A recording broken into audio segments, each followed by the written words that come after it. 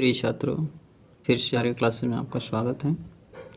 आज हम लोग प्रश्नावली 1.4 का प्रश्न नंबर 3 हल करेंगे और यह जो प्रश्न है ये अंतिम प्रश्न है इस प्रश्नावली का। इसके पहले हम लोग तमाम वीडियो में इसके सभी प्रश्नों को हल कर चुके हैं। अगर आप इस चैनल पर नए हैं तो चैनल को सब्सक्राइब करें और बेल आइकन को भी प्रेस कर दें ताकि जो भी वीडियोज़ बनेंगी उसका नोटिफिकेशन आपको मिलेगा और आप इसका लाभ उठा सकते हैं। तो आइए देखते हैं क्वेश्चन नंबर 3 किस प्रकार से हल किया जा सकता है। प्रश्न ये कह रहा है कि कुछ वास्तविक संख्याओं के दशमलव प्रसार नीचे दर्शाए गए। मतलब कुछ संख्या ऐसी हैं जो वास्तविक है और जिनका दशमलव प्रसार जो है या नीचे दिखाया गया है।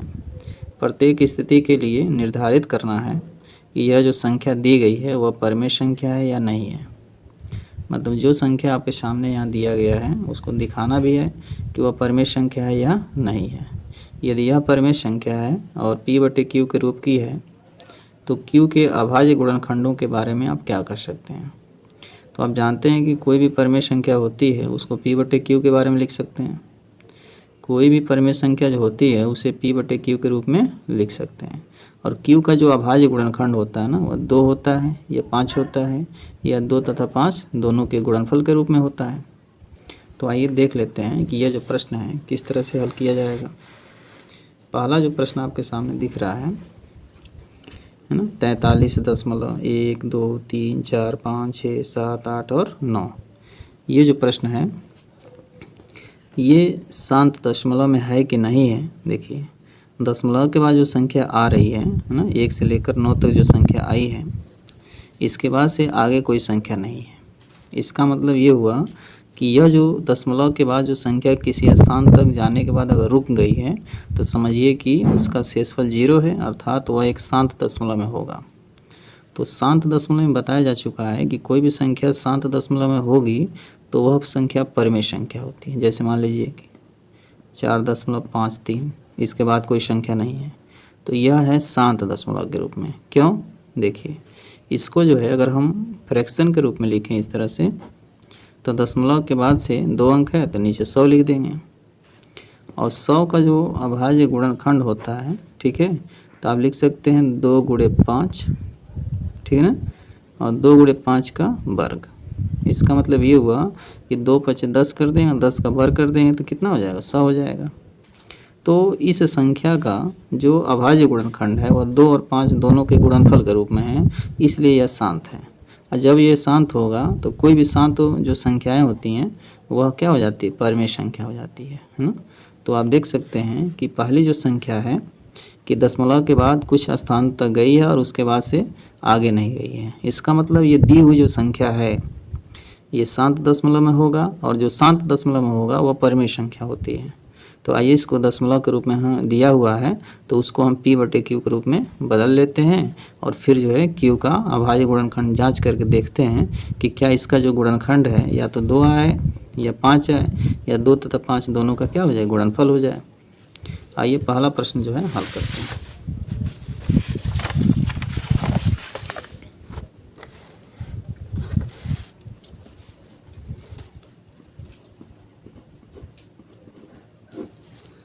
तैंतालीस 1 2 3 4 5 6 7 8 और 9 ये संख्या दी गई है। तो हम क्या करेंगे कि सब दशमलव को छोड़कर जितनी भी संख्या लिखी गई है ना इसको हम ऊपर लिख देते हैं अंश में।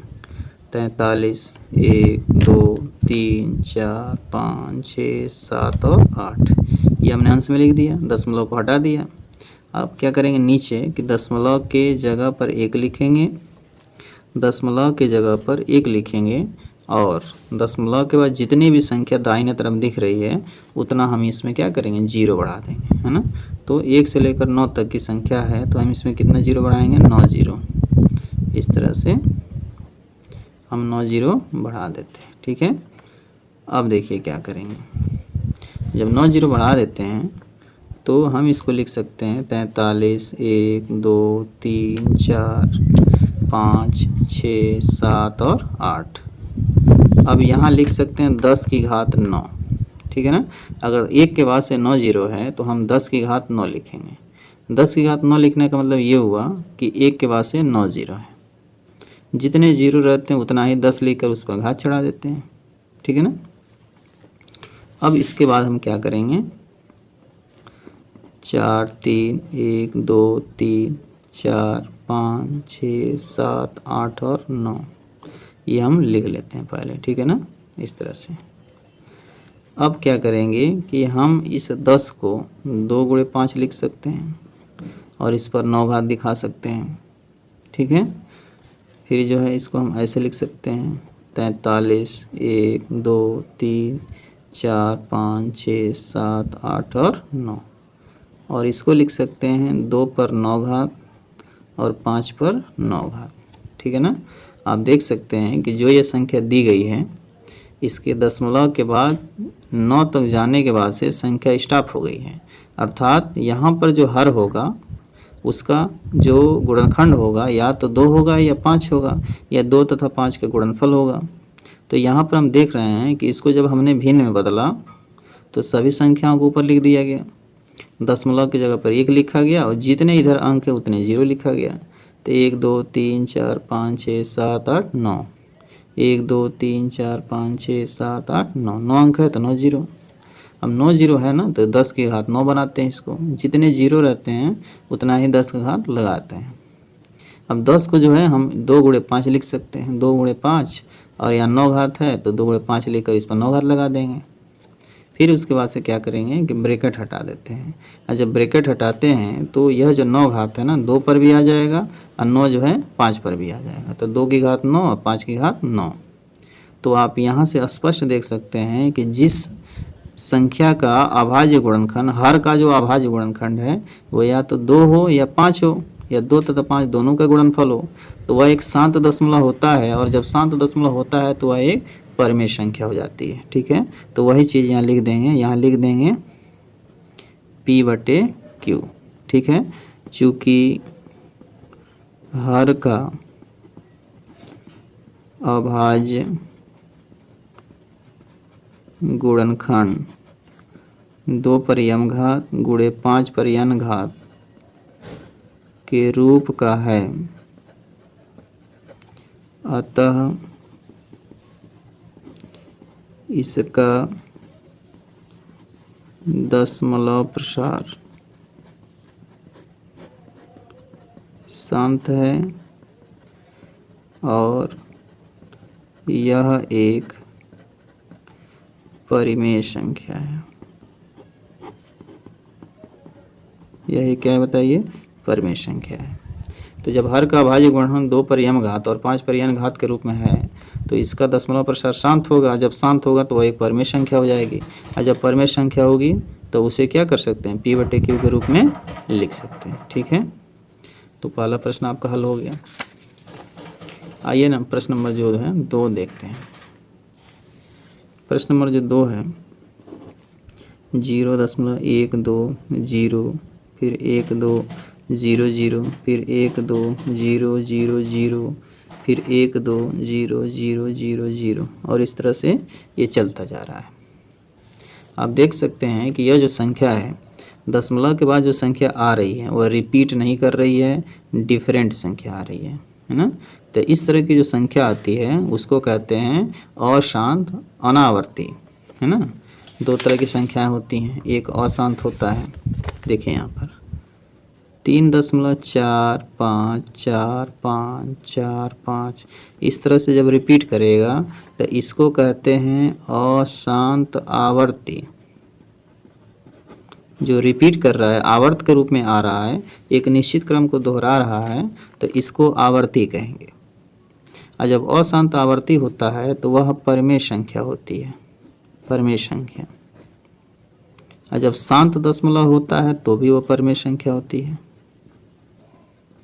शांत दशमलव का मतलब ये है कि दशमलव के बाद कुछ स्थानों तक ये जो दशमलव वाले अंक होते हैं ना कुछ स्थानों तक जाते हैं, उसके बाद बंद हो जाते हैं, तो उसे शांत कहते हैं। शांत भी क्या होता है, परिमेय संख्या, और अशांत आवर्ती भी परिमेय संख्या होती है।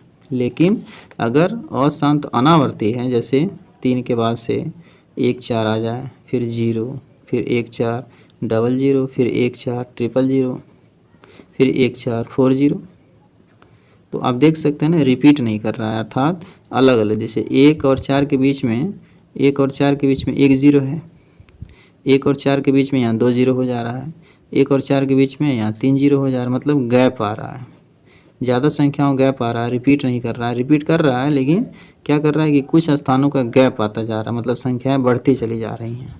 तो इस तरह की जो संख्याएं होती हैं वह होती हैं क्या, अशांत अनावर्ती। ये कौन सी संख्या है, अशांत अनावर्ती। तो जब अशांत अनावर्ती होती है वह संख्या होती है अपरिमेय, वह संख्या परिमेय नहीं होती है, वह क्या होती है, अपरिमेय। तो आपके सामने जो है देख लीजिए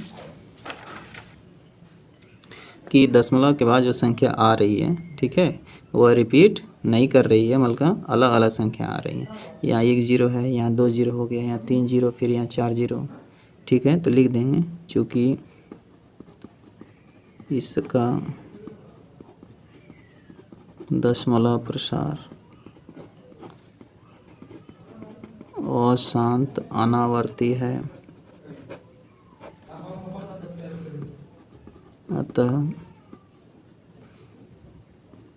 अतः यह एक अपरिमेय, अतः यह एक क्या है, अपरिमेय संख्या है, ठीक है। तो जब देख रहे हैं कि इसका जो दशमलव प्रसार है वो अशांत है और अनावर्ती है, अनावर्ती का मतलब रिपीटेड नहीं है, अलग अलग संख्याएं आ रही हैं, गैप वाली संख्या आ रही हैं, 0 का गैप, 2 ज़ीरो का गैप, 3 ज़ीरो का गैप, 4 ज़ीरो का गैप आ रही है ना। तो इसको कहेंगे क्या, ये अशांत भी है और अनावर्ती, मतलब रिपीटेड नहीं है। अगर रिपीटेड रहता तो वो परिमेय संख्या हो जाती है, ठीक है। तो आइए देखते हैं तीसरा प्रश्न। 43.1 2 3 4 5 6 7 8 और 9। आप देख सकते हैं कि यहाँ जो संख्या दी गई है वह अशांत है लेकिन आवर्ती है। आवर्ती क्यों है कि जिन संख्याओं पर ये बार खींचा गया है, तो यह जो बार खींचने का अर्थ ये होता है कि वह संख्या रिपीट कर रही है। जैसे देखिए 4.53 लिख कर इस पर बार खींच दिया गया, तो इसका अर्थ ये होगा कि 4.53 5 3 5 3 5 3 क्या हो रहा है, ये संख्या रिपीट कर रही हैं, ठीक है ना। तो जो संख्याएं रिपीट करती हैं उसको कहते हैं अशांत आवर्ती। क्या कहते हैं बताइए, अशांत आवर्ती। और जब अशांत आवर्ती होता है तो उसको क्या कहते हैं, परिमेय संख्या। क्या कहते हैं, परिमेय संख्या कहते हैं, ठीक है ना। तो हम यहाँ पर क्या करेंगे, चूँकि दशमलव प्रसार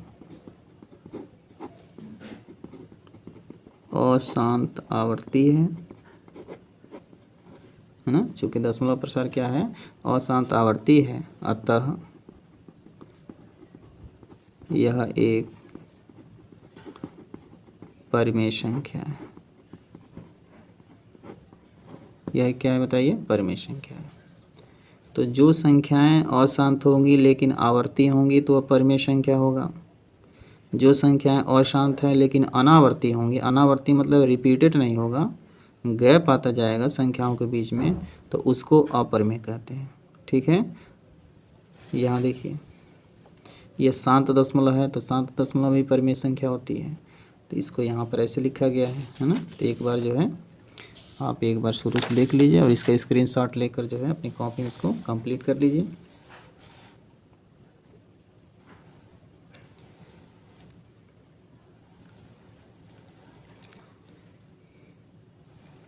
वीडियो अगर अच्छी लगे तो इसे लाइक भी करें, शेयर भी करें और इस चैनल को सब्सक्राइब भी करें। हाँ, तमाम वीडियो जो हैं हर लेक्चर, हर लेसन्स के तमाम वीडियोस बनेंगे, अच्छे से अच्छे वीडियोस बनेंगे और आप इन वीडियोस को देखकर जो है अपनी तैयारी को और बेहतरीन कर सकते हैं।